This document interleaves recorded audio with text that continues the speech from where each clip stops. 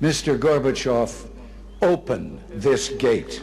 Señor Gorbachev, abra esta puerta, tire este muro. Con estas palabras pronunció el entonces presidente de Estados Unidos, Ronald Reagan, su discurso más famoso, no en Washington, sino en Berlín. Mr. Gorbachev, tear down this wall.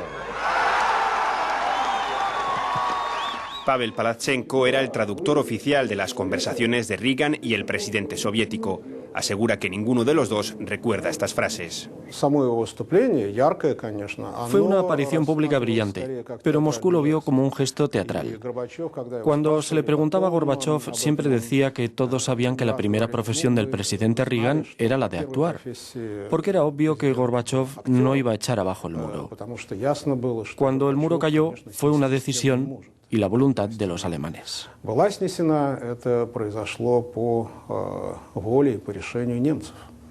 En la oficina del antiguo mandatario de la Unión Soviética, un fragmento del muro de Berlín ocupa un lugar destacado.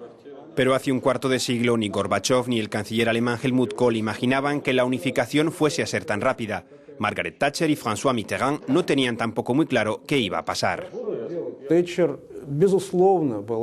La primera ministra británica, Margaret Thatcher, estaba muy preocupada.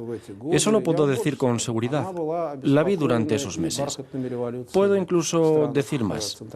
Estaba preocupada por las revoluciones de terciopelo en Europa Central, por la situación paradójica, porque por supuesto eran revoluciones capitalistas.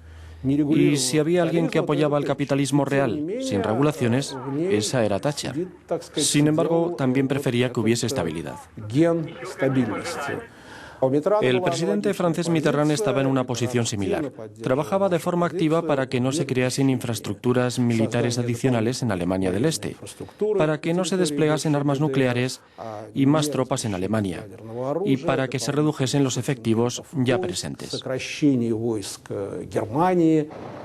Igor Maximishev era en 1989 el ministro cónsul en la embajada soviética en Alemania.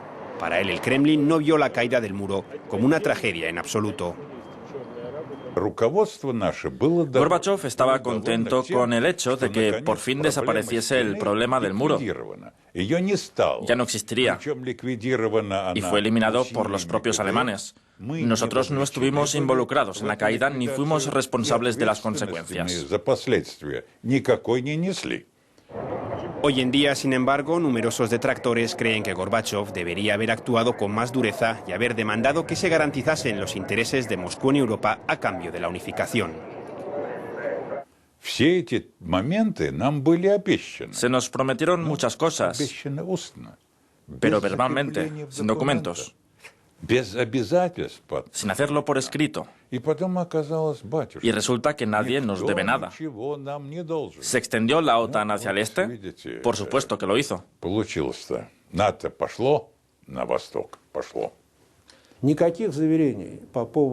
Esas garantías en cuanto a Europa del Este no podían ofrecerse porque esos países aún eran miembros del Pacto de Varsovia.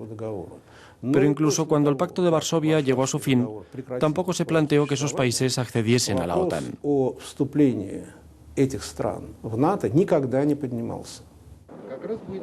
Y parte de la historia ha quedado inmortalizada en el Museo del Ejército Soviético. Estos misiles estaban en Alemania antes de que retirásemos nuestras tropas, pero algunos siguen siendo usados por el ejército. Andrei Rachmanin y Alexander Balashov, exsoldados, se encontraban destacados en Berlín en aquellas fechas. El 9 de noviembre, Andrei estaba de servicio en un punto de control fronterizo cuando un grupo de alemanes llegó. Estaban de celebración.